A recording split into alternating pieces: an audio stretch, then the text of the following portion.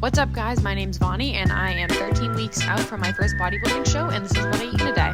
Lately, I've been starting my morning off with these overnight oats, and I top it with melted chocolate and peanut butter. And then I'm having my mango peach pre-workout before I go hit legs.